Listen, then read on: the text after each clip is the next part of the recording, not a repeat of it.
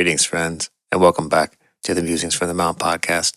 I'm your host, Joseph Carinza.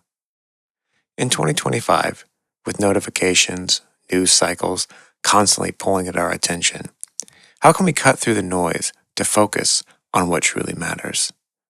Today, we're exploring the 4 contemplations that come from Buddhist tradition.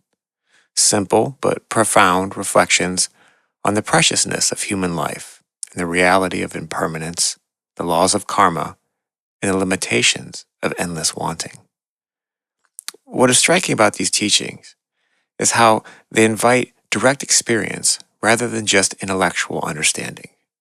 They're not about adding more information, but about discovering meaning through living the questions. And we hope you enjoy our exploration. And if you do enjoy this podcast, please consider going to meditationmount.org and donating. Your donation, it helps us to bring you this podcast, as well as all the other programs that Mount produces, both today and in the future. We're incredibly grateful and honored by your support. Okay, back to the podcast and the 4 contemplations.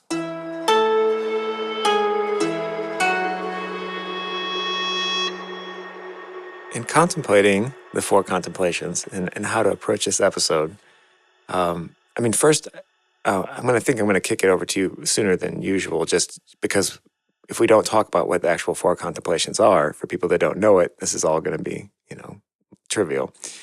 But I kind of wanted to think of like a top level approach. And I was thinking in 2025, with so many distractions pulling at our attention, notifications, news cycles, how can the contemplation of these 4 contemplations help us cut through the noise and focus on the true meaning of life, the true things that really matter?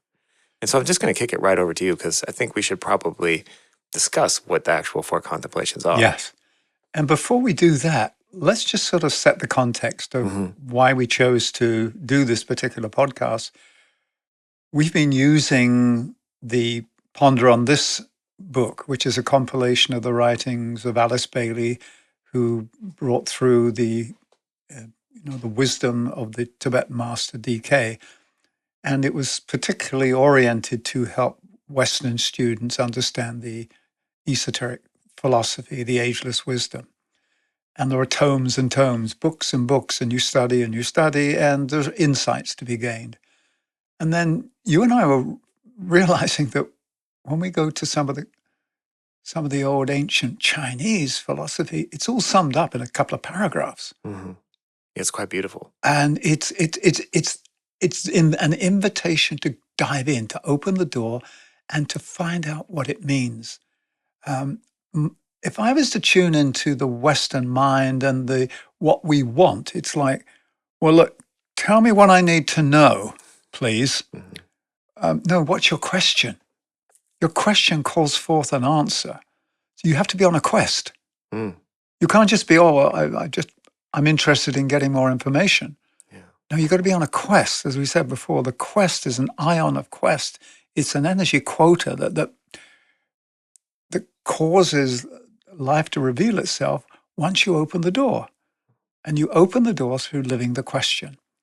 And so the Eastern philosophy, and before I get into the 4 contemplations, I actually want to read something from, Tung Shan, which I came across a couple of days ago. It's like 7 lines. So here's the encapsulation, here's the distillation by Tung Shan. If you look for the truth outside yourself, it gets farther and farther away. Today, walking alone, I meet him everywhere I step. He is the same as me, and yet I am not him. Only if you understand it in this way will you merge with the way things are. Mm. And to the Western mind, you scratch your head and go, what's he talking about? Tell me what you mean. Yeah. Tell me what you mean. But the meaning to life is not a mental sort of description. Right. Meaning to life is understanding what it means by participating. And so I love this. If you look for the truth outside yourself, it gets farther and farther away. Yeah. I like that because it also, in the West, we tend to want to describe everything in scientific terms, but it's not the mathematical formula. It's the experience of what happens when you run the formula. You know. Right. And we are the formula of life being run Hmm. in life. Yeah. We- You and I are sort of encoded. Mhm. We've been coded. You know how I like to hear that. That's We've been yeah, codified yeah. as an instrument of the one life, as an aspect of itself, and through our experience of life, the one life gets to know more of itself through the many. We've talked about this before, the one and the many. The many are the manifold aspects of the one through which the one gains a first-hand experience, a limitless, infinite first-hand experience of itself. And that's really what revelation is. And so I think this is an invitation to those listening to shift in the search for meaning from tell me what I need to know, or can you recommend a good book? And actually, I can recommend a good book, but it's really when you're presented with something like Tong Shang wrote, you step into it Yeah. and you sit with it and you allow it to run through you and to quicken you, rather than asking what does that mean, which is a mental contemplation. The deep contemplation for me with the Christian mystics wasn't figuring out what did they mean by those words. It was the whole thing of practicing the presence, the imitation of Christ. It was going and living a life as if you were the truth that's being spoken about. Mm. Yeah, that's a little wild. Like, that's hard. That's hard for us to think about because we think that that just means going and living in a cave or renunciation of everything. You know. It isn't. What you're doing is you're going inside the cave of the heart, inside the cave of the head, knowing that the treasure's there. The treasure's inside. Don't look outside yourself. The Hmm. treasure is within. The kingdom of heaven lies within, as the Bible says. And I guess that's really it. Well, we don't believe that. No. I mean, well, what am I going to find there? Is there going to be an answer in a little box? The answer to life, 42? No, that's really the conundrum, particularly in the West, where we want to know what it is rather than inviting life to enter us, and for us to enter life to know. And we've mentioned this before. There's a big distinction between knowledge, which is the information I've garnered that tells me about something, and a deep knowing, which is in my blood and bones. I've touched it and it's touched me. I've had an experience of something. It's like when I've walked barefoot on the earth, when I've gardened through the different seasons. It's very different than reading a book on gardening about what happens in the four seasons. It's in your body. You are the book. Hmm. Yeah. Yeah. The map is not the territory, as they say. Exactly. But it's useful sometimes to have a map. Absolutely. Yeah. Don't get me wrong. I love a map. I love maps. I used to have maps up on the wall, and I Yeah. would look at maps just as people read books. I would do the same thing every time I moved to a new city. I would put the city map up on the wall until I learned the city. You know. But Well, it's a systems orientation. You got to yeah. know where you are. Yeah. You got to. Yeah. So you can get lost. So, um, as we said, in the East, the tendency was this sort of synthetic encapsulation of the truth. And then you're invited to live it and to gain the knowing through direct experience. Mm. And I've used this distillation before, but my understanding of the Buddhist teaching, if I was to sort of distill it down to 11 words: think, say, and do that which is kind, helpful, and true. Mm. Now, there are other things about letting go and not being attached and the whole cause of suffering. But when I look at the golden rule of living for Michael, think, say, and do that which is kind, helpful, and true. I don't have to carry a huge book with me. Mm. I mean, if that was the universal law that we all followed, whew, we would be unstoppable. Or we would be in harmony with life. Yeah. And that what happens when we're off center is that we're separated. We're out of true.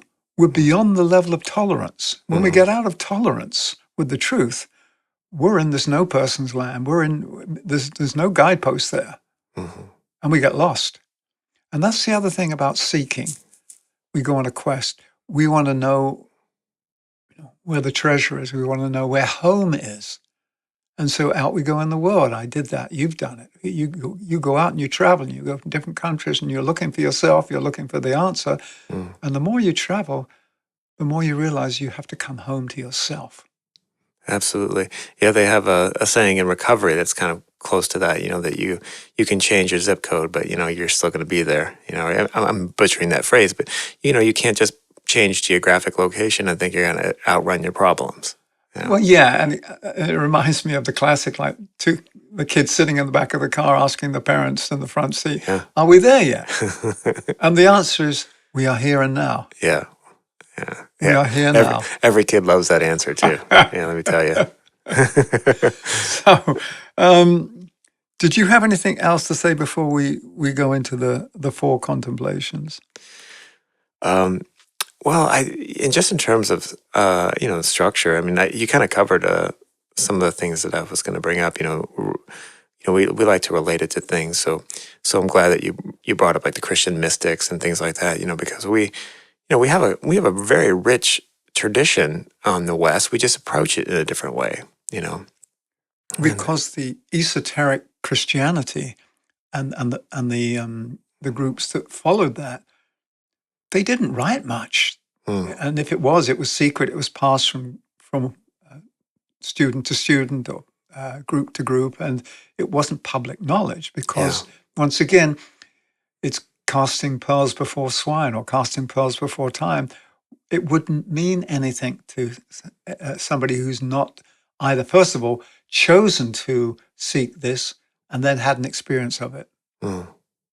Yeah, there's definitely a sense of gatekeeping when it comes to Western philosophical traditions, and I can understand that. I mean, there wasn't necessarily the stability around these kind of philosophical traditions that if you look at Eastern traditions, I mean, there's just thousands of years of tradition, and ours is much more fragmented and torn up and re-examined and And yet we've been reading the compilation Ponder on This, and the Master DK has said in several of the extracts that we've read is that it's different now.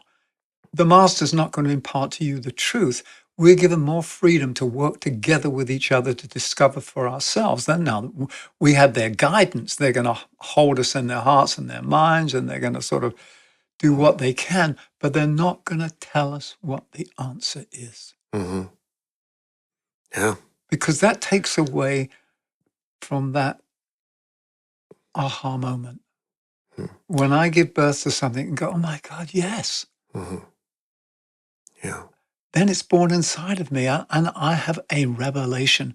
So I believe we're now in the age of revelation, and the revelation is happening through us as we inquire the way together. That's the phrase I've been using for a number of years now. We're here to inquire the way together. Yeah. And I think that kind of brings like these kind of ancient contemplations and makes them, surprisingly relevant, like because everyone can relate to the onslaught of information and data, and you realize, oh, well, you almost forget that it wasn't that long ago, especially for those of us that were around in the days of black and white TVs and rotary phones, that, your data stream was very, very slim. You had to go to a library and find a dusty old book if you wanted to know about something. Exactly. Yeah. And now you can, within a few seconds through AI, you can get a synthesis of all the world's knowledge. Yeah, we were saying it's like the AI has become sort of the executive summary of but like there's benefit in the process of finding this information out for yourself, which I think is the experiential aspect of being a human. That's sort of the precious thing about human life. So the idea of the contemplations, and they're very simple, and you read them and you go, yeah, and? Yeah. So what am I supposed to do with this? Right. For instance, It says there are 4 traditional contemplations in Buddhism, and this helps turn your mind to the way of wisdom and compassion. The whole orientation is towards wisdom and compassion because that's the nature of who we are. That's our spiritual DNA. Mm-hmm. So let me read the 4 contemplations, and then we'll find out, wow, is that all they are? Yeah. or wow, that's deep. Yeah. The first one, appreciating the preciousness of human life. You go, yeah, and? Yeah. So we're going to go through this doorway in a moment. But number 2, contemplating death and impermanence, which is the just understanding that that which is born will die. There's the indwelling life and the form side of life, which is the continuous regenerative expression of the indwelling life. Number 3, thinking about the laws of karma, cause and effect. And then 4, contemplating the disadvantages of samsara, which is, the living in the worlds of emotions and thought, because you can get, as the Buddhists would say, chained to the wheel of rebirth if your desires are simply to go deeper into matter. Yeah. You forge even stronger chains. And the idea is to break those chains, which is what liberation is. So for me, Buddhism isn't a religion. It's a practice of liberation. Yeah. Yeah, I agree. It's fantastic. So why don't we just go through these 4 and just see what it does to us as we not just so much have a sort of a mental exchange about it, but maybe draw upon, wow, that reminds me, or I've had this experience of, yeah. So the first one, appreciating the preciousness of human life. What immediately wells up inside of you? Well, I mean, the more I thought about this, the more I realized you could spend an entire lifetime just thinking about this. I mean, but I mean, the first level is for me as you think about the fact that we have this expanded capacity for consciousness. We have an expanded capacity for everything, whether it's evil or malice or love or we just extended capacity. And then we have this ability to seemingly have free will. We have this short lifespan, but yet we have the ability to grasp such great amounts of data and philosophical ideas, and yet we're here for just a blink in terms of the scale of the earth. So there's all these things like we're like these bright blossoms, that are just for a moment. And for me, the precious is that we're also so fragile compared to the other inhabitants of this planet. We can't really survive the heat or the cold on our own. We can't, we're so fragile, but yet we persist. And yet there is an incredible strength. And the strength comes from the resilience of the inner life. The inner life, the indwelling life, can never die. Yeah. Its forms of expression are composed and decompose. And I think that's, when I say appreciating the preciousness of human life, it's that everything I see around me is in the process of decaying. It's in the process of expressing something. It's a temporary expression of the eternal. If I standing in that space of love and compassion, which is an eternal presence, I can appreciate the cyclical nature of the seasons, how they come and go. And each season brings a more wise expression than the previous season because it's had the previous season's experience to build on. So each incarnation, hopefully, we learn. We're on this spiral journey of learning and embodying. So when I see appreciating the preciousness of human life, it's not just about protecting and surviving. It's about the mystery, the beauty, the magic, the amazing nature of being alive. I mean, that's why I'm out in nature and I'm walking and I'm going, I often, not always, because my wife didn't like it, but I would go solo. I'd go out running in the mountains for hours by myself. And then you're out there running, realizing that I'm running through nature. I'm running on this planet. This planet itself is traversing space Yeah. inside the Milky Way, which is on its way in this spiral arm of it's going to God knows where and God knows why. Mm-hmm. And then suddenly you get this appreciation of this great mystery. And the mystery is a sense of awe and wonder. And that brings me back to a childlike experience of awe and wonder where, wow, it's a wow moment. Mm-hmm.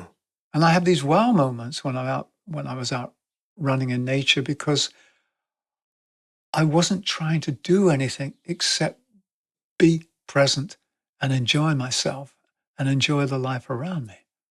Now, other times we went out with a couple of other people and we enjoyed the company of doing that, but there was something about going solo in nature, up in the mountains where anything could happen, where you're not risking. You put yourself on the edge, but that's where you realize this balance point between fragility and strength. Mm. Because I've tripped over and broken a rib on a trail several times. And there are other times where you're unstoppable. And so you experience how fragile it is.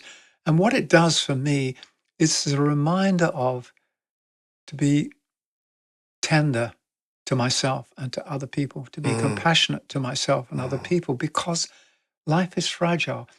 A hard word could break somebody. Yeah, Um, that's true. so the preciousness of life is about how I show up, how just my whole being. And then the appreciation of I'm inside this mystery. And the more I appreciate the beauty I see around me, and the more things open up to me. So the preciousness of human life is that it's a miracle that here are you and I doing this podcast. We're actually using words. These words are generated by our minds. Our minds are picking them up from impulses from deeper inside of ourselves. And it's life, talking with life, talking to life, about life. And you go, wow, rather than, oh, there's two guys having a chat. Life is actually having a conversation with itself, Joey. Yeah, it sure is. And, another way that I think about the preciousness of human life, I go back to our favorite Douglas Adams, and I think about the whale falling from the sky, and how that brief moment, and then the whale realizes, it tries to figure out, what am I, what's happening, and then it's over.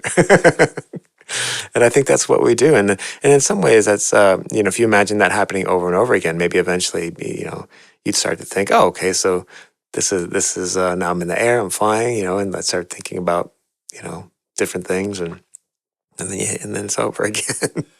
And I But think what you're hinting at is you develop this ability for the continuity of consciousness. yeah, And that's what the Eastern mystics would do, or the Tibetan monks would do, so that when you die, i.e. your form is discarded, your consciousness continues without a hiccup. yeah, It just keeps on ticking away, pulsing away, and you go, oh, I've just released my form. hmm Booster rockets yeah, jettisoned. exactly. I'm in orbit. And so for me, this whole thing of just what you said, things are over in a moment, because hmm that's when things happen. There's no other time when things can happen except in the moment. Yeah, And therefore, at the approach of death, I am mindful of a passage, of a portal I'm going through. And as I'm going through it, I'm realizing I'm shedding the skin, but I'm shedding an outer skin. I'm not dying. The spirit that is me is not dying. hmm So the preciousness of life is intact. It's strong, and it will create a new form. And yet when this new form incarnates, it's this very fragile baby. yeah. I thought about that. Like, couldn't you have designed a better process? Why does it take so long to grow and get strong and be able to handle? Why do we need to be Yeah. taken care of? It's like, Yeah, we're wow. so fragile Well, you look compared at other compared to other species they're up and in other animals within a couple of months are up and running around. some of them within a matter of 15, 20 minutes they're up Yeah. and running around. Yeah. So I mean, Well, maybe it's to prevent us doing damage. yeah, yeah, that is true because a lot of times they think kids and children, they still have the connection to all that. Like all of that is still open, and if you were able to come in like that and be fully formed and powerful, maybe you would do some real damage. Yeah, Or you come straight in on mission. yeah, it could be. Yeah. So, in fact, what we've just talked about is a segue to two, which is the second contemplation, which is contemplating death and impermanence, Hmm. which is really understanding the opportunities to appreciate that physical existence doesn't last forever. Hmm. It's the temporal world is this recurring form Hmm. in time and space. Yeah. Um, Well, yeah. What I find interesting about this particular one is, finding that balance between, like the FOMO of life, the fear of missing out, with then the realization of the impermanence and sort of the like when I think this tends to happen for most people as they get their 40s and 50s, you start to sort of detangle or decouple yourself from the everyday life and right. try to find that little bit of a space, but at the same time you realize that you're kind of here in this form for just this one song. Yes, or the song has got many parts, many Hmm. incarnations. Yeah. And I know the fear of missing out, FOMO. Also, there's this thing of I want it all and I want it now. Yeah, there is that too. I mean, that's a big driver of especially in the West, it's a big driver of everything.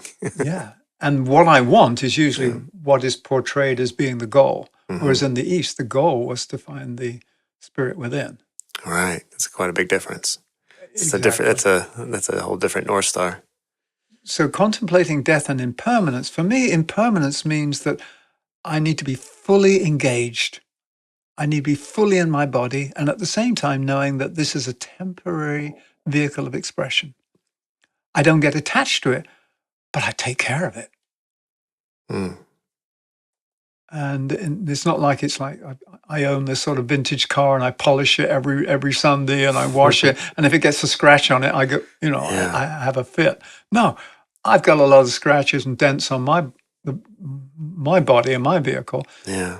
But the main thing is to take care of it so that it can carry out the destiny of the life that occupies it. Mhm. I mean, that's one of the things I love about the physical place of Meditation Mount. We are in Southern California, so we don't have the sort of extreme seasons that you have other places.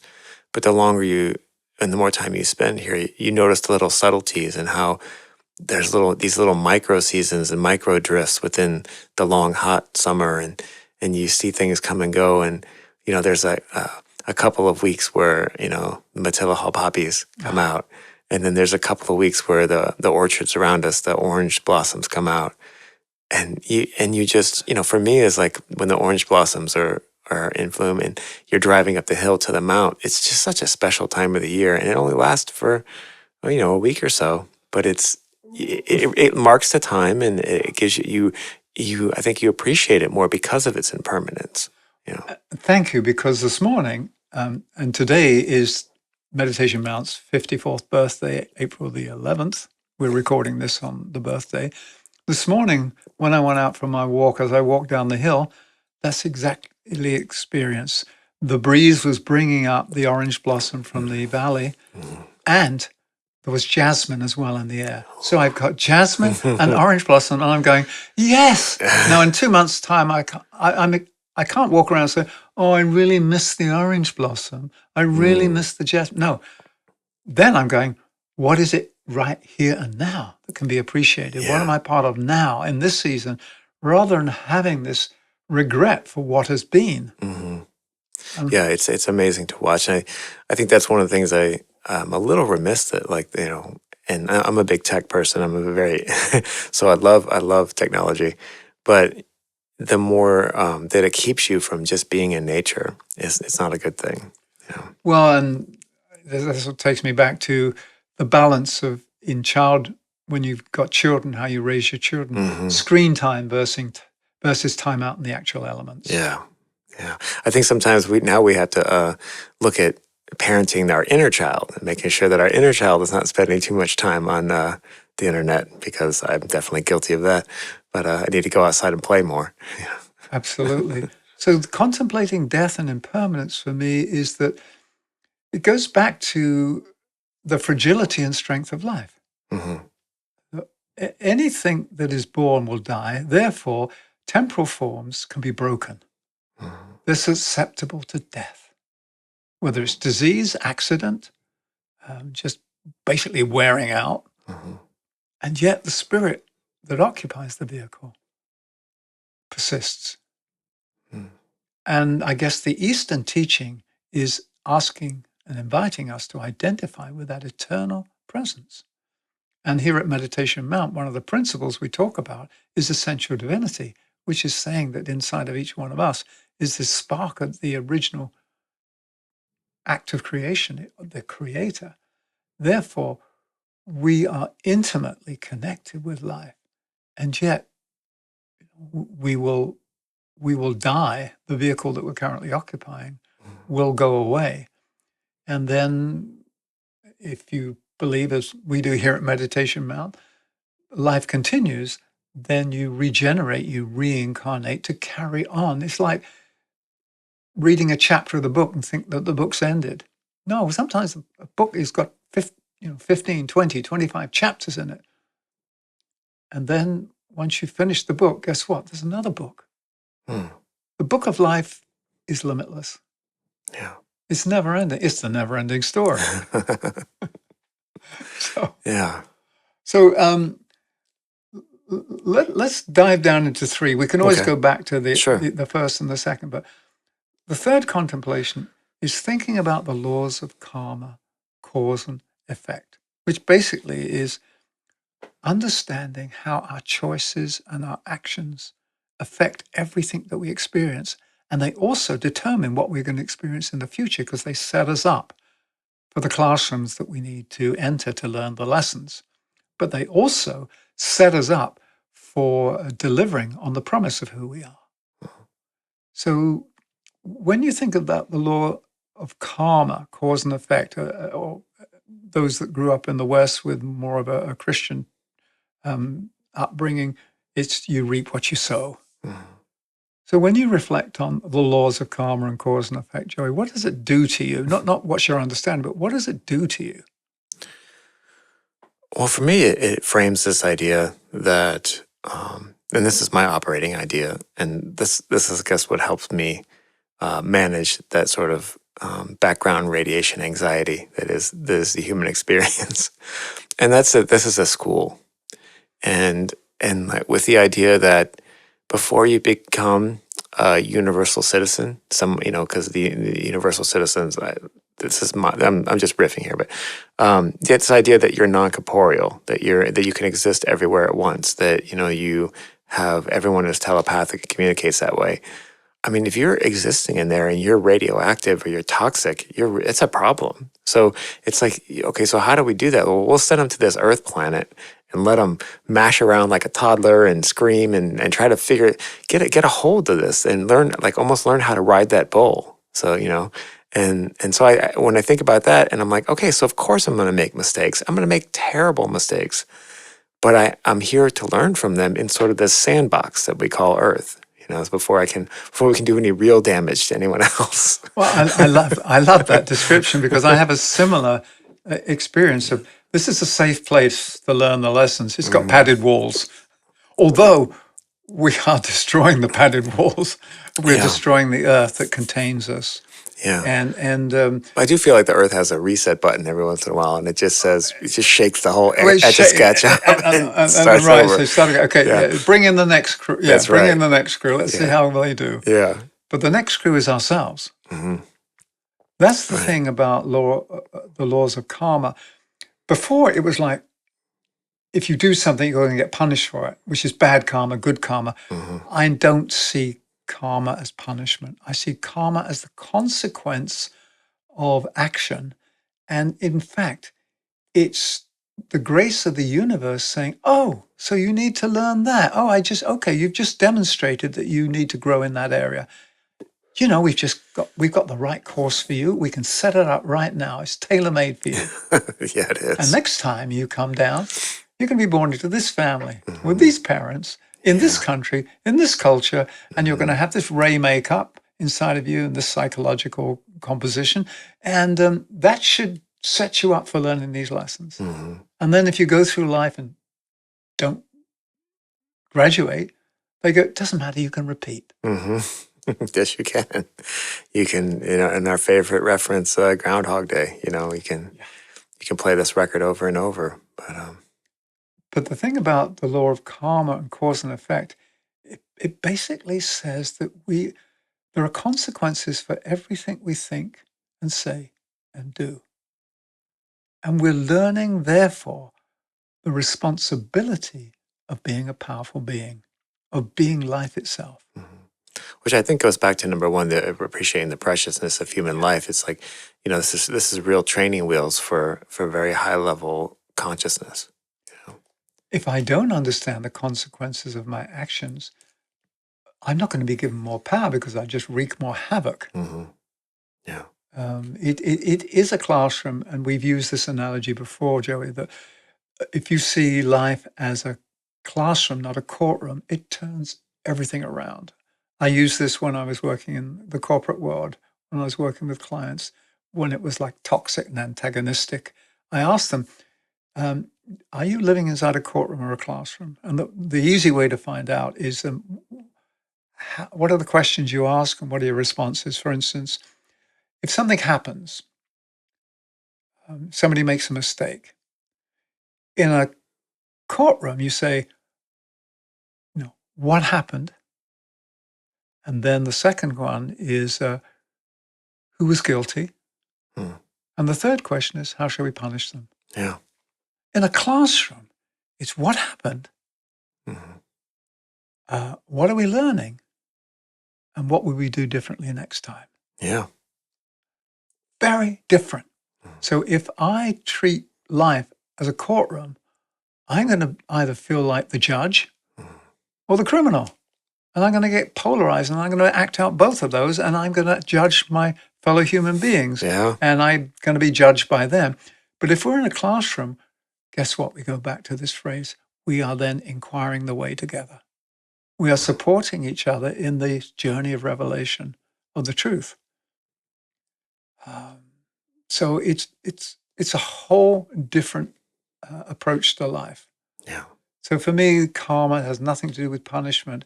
It's this act of grace that says, look, don't worry. We've got a way of getting you back on course. We've got a way of life understanding itself. We can create any classroom that you need. All you need to do is act, and that will tell us what you need. It's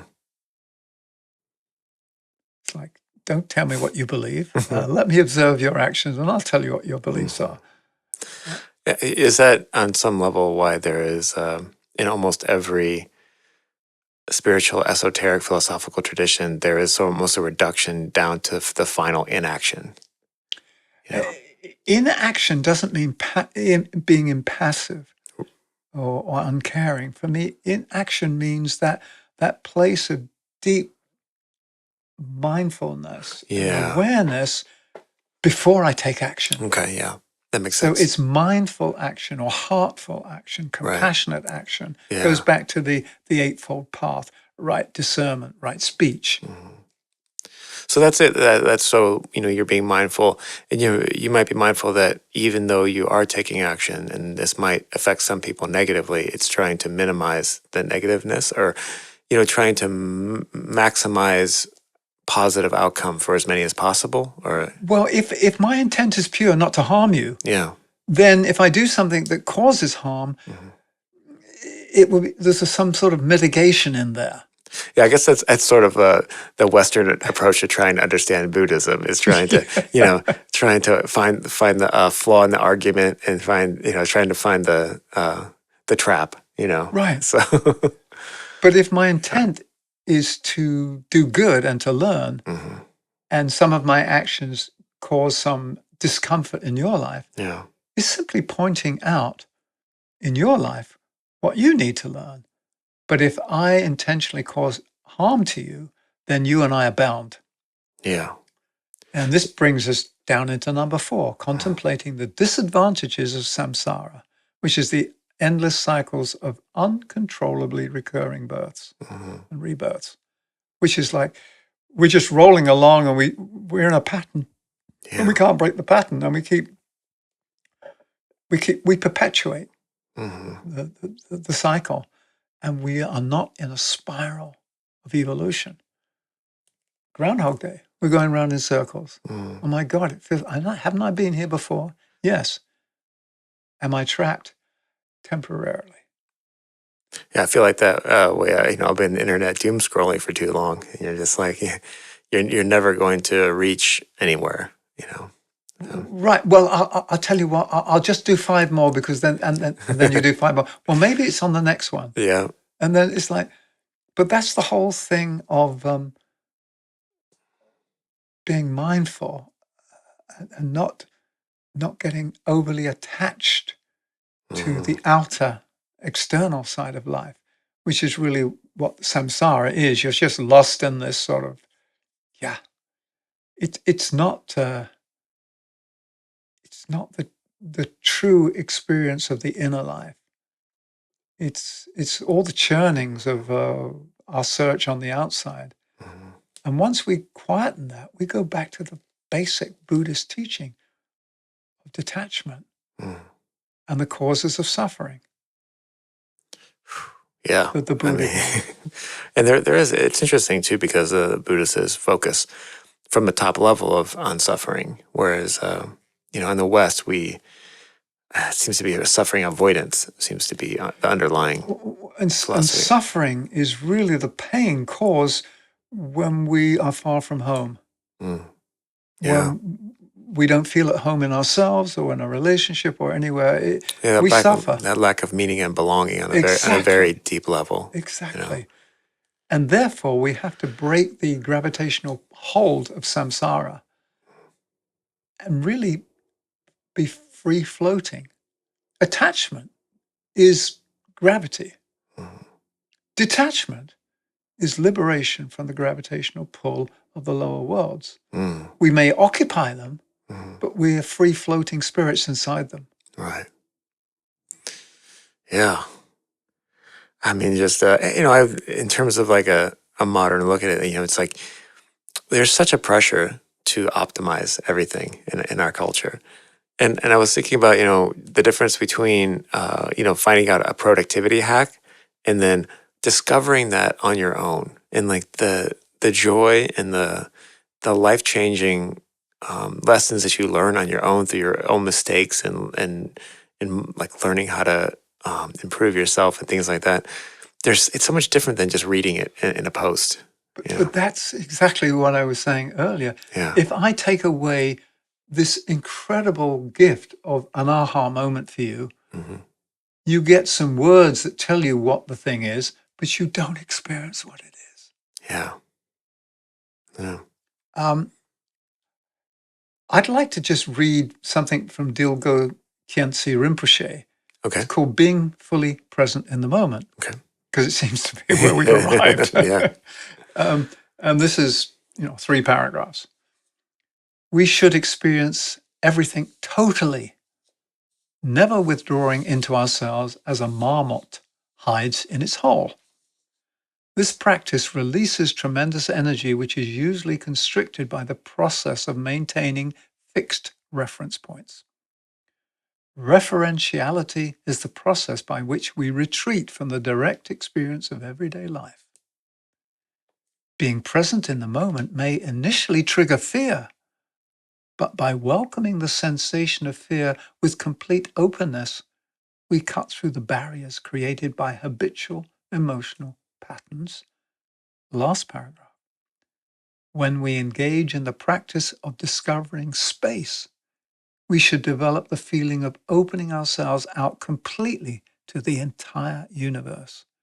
We should open ourselves with absolute simplicity and nakedness of mind. This is the powerful and ordinary practice of dropping the mask of self-protection. Oof. Self-protection. Wow, that last line. That's it. This is the powerful and ordinary practice of dropping the mask of self-protection. What am I protecting? And we've touched on this before. What a lot of us protect is our image of ourselves in the world. Right. Yeah. And when that image is questioned, Ooh, that hits deep. I mean, I experienced that myself. That's, yeah.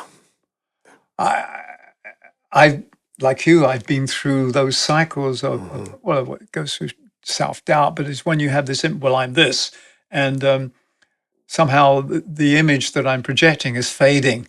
So what's wrong? Why is it fading? Well, it's fading because I'm not living it. Yeah. It's not actually a living presence. It's a hologram. Yeah, that's right. It's a projection.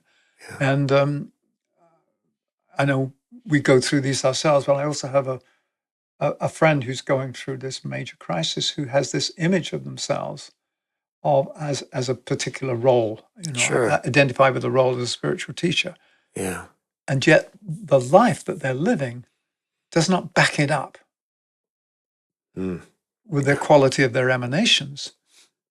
And when people are questioning what you do out of fear and not being willing to drop the mask of self-protection, you double down. Yeah. You double down. You do, don't you? I certainly did. and therefore, it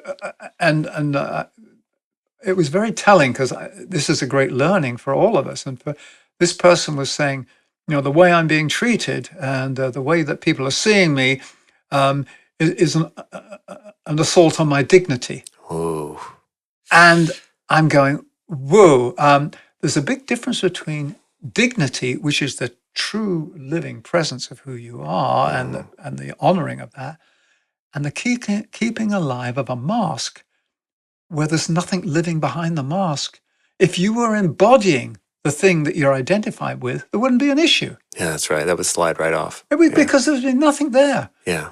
But if there's a gap between what you're projecting yourself and want others to see you and your ability to live that in its fullness, at some point it's become empty. Yeah. And people are going to say, yeah, but it doesn't feel, when it doesn't feel right, feel true. Yeah. And therefore we all bump into those moments. And that's why in psychosynthesis, which Roberto Assagioli created this new psychology out of the esoteric psychology, identification and disidentification are key. You have to disidentify from who you think you are. Let go of that mask of identity and then allow yourself to expand into something greater. Then you identify with that. And then in time, you have to let go of that because all new identifications are only partial syntheses of self. So once again, it's this progressive entry into greater states.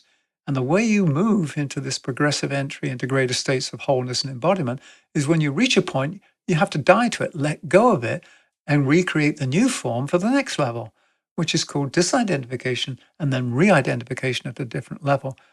But if I get stuck and you get stuck, Joey, in the mask of self-protection, we've just locked the brakes. Yeah, you've also locked yourself into doing this whole thing again. Yeah, because you've got to prove to yourself that you are this, but deep in your heart, you know you're living a lie. Yeah, then to thine own self be true. That this is important, like to really contemplate that, because we don't like to think about this kind of stuff. That is one thing about the West. We don't encourage that sort of deep introspection as a as a practical thing for everyone in everyday life. Because if I believe that this is just one lifetime and the form life is everything and what I project and the clothes I wear and everything is me, if the role becomes my identity, there's no way I'm going to own up to say, hey, I'm not really that. Mm-hmm. Yeah. One of my favorite Gary Larson cartoons is this elephant sitting on a stage playing a grand piano, and the balloon bubble above the head is, oh my God, I feel like a real imposter. If they only knew I was a flautist, not a pianist. It was like, Yeah. and so it's once we are willing to die to the image of who we are and to live the truth of who we are, then there's no image. There is a projection of who we are, and that projection is the real self. Yeah. But until we are able to live that real self, we appropriate images of that self, and then we attempt to live into them. But when we believe we already are that, rather than it's what we're moving into, and we're recognized by some in society of being that, then the fall from grace is too much. Yeah, sure is. And a lot of people then would tend to take themselves out. Yeah. There are people who will commit suicide or people who go into an incredible depression. One of the biggest things I saw when we were issuing pink slips in the corporate world, I mean, thousands at a time sometimes in these big companies, the conversation with the person, and the first thing is, oh my God, what am I going to tell my family? Because they were, the breadwinner, they were the this, they had this good job, quote unquote. Yeah. They had a business card that said they were a director or something. They had standing. Yeah. And they lost their job. Therefore, they lost their standing because they weren't standing inside themselves. They were standing inside the role as their identity, not their identity acting through a role. Yeah. I mean, that's big difference. Huge difference. And I mean, I went through this in my own personal life, you know. I know you did, Joe. And when you reduce your life down to less than zero, you really, and you have to build it back up again. You really, first of all, you see all these things that you identified as, and then you realize you have to let go of all those things. You can't try to put on an old coat. Just doesn't fit anymore. Just trying to convince people, no, I'm really this. No, not I'm really this. I will observe how you're behaving. This is how you currently are. Yeah. Now, the deep who you are is still waiting to be revealed. That's right. Yeah. But to get to that, they have to go through this process, the shedding of the skin and And then you get to a point where you're not identified as the self. You're identified as life itself. And I wanted to the final thing is from the Arya Shantideva. It's called A Servant to All. Okay. It's a prayer that I used to have on my altar. We'll read it and then we'll look at, why is this important? May I become at all times, both now and forever, a protector for those without protection, a guide for those who have lost their way, a ship for those with oceans to cross, a bridge for those with rivers to cross, a sanctuary for those in danger, a lamp for those without light, a place of refuge for those who lack shelter, and a servant to all in need. That's putting yourself out there. Yeah, it is. It's that sort of that. It's not often that the Western line is more concise. But Lord, make me an instrument of your peace. Right. But what it doesn't say is like, tell me what to say to this person or how to convert them to this. It basically says a protector for those without protection, a guide for those that have lost their way. I'm not going to tell them where to go, but I can help them fix their navigational aid. I love this. This is a beautiful passage. It's very powerful because once you've dropped everything and you become an agent of life, then what does life do? It really opens up. It provides a yeah. protection for those without protection, i.e., it guarantees that you're okay. We got you. And we've got this classroom. Now, it may be an uncomfortable classroom because you need to go through a few horror scenes, but these will bring you to a sense of joy and compassion. It's like sometimes you've got to be faced with some things that you've created, i.e. the law of karma, to know what your actions did to others. It's not like punishment. It's like, do you realize the consequences of your actions? And then you go, oh, and then you have a change of heart. It's an amazing phrase, a change of heart, not just a change of mind. Yeah, not just a change of direction, but a change change of heart. Yeah. You're not just changing lanes. And a servant to all in need. That's beautiful. So I think what I've gleaned out of this is that what the East is inviting us to do is to live in the here and now and to be that which we are seeking, to be the question. As Rilke says, don't look for answers. You live the question. And one day, those answers will show up as a result of your questing. Yeah. So what final thoughts? We did 4 contemplating. We've been contemplating more than 4 times. But, right. So what are you taking away from our time together? I mean, for me, there's a couple different things. But I think one of the things that is actionable for me is, and this is something I subconsciously started to do, but both people that were in recovery with me, and especially Kelly, who works here, was a big person that really instilled this practice in me. And it's like taking 10 seconds of gratitude. Like whether you're in traffic or whether you're dealing with, for me, it was the most simplest life things. Like when I got clean and was trying to, I couldn't handle transactions at 7-Eleven.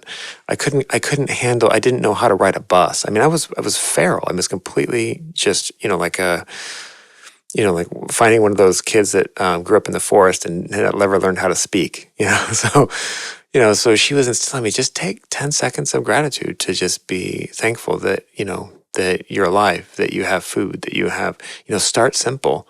And, for me, it was those basic things. It was that I wasn't sleeping on the street. I wasn't on drugs. I wasn't, and then, it gets, interestingly enough, the easier life gets, sometimes the harder it is to find that gratitude.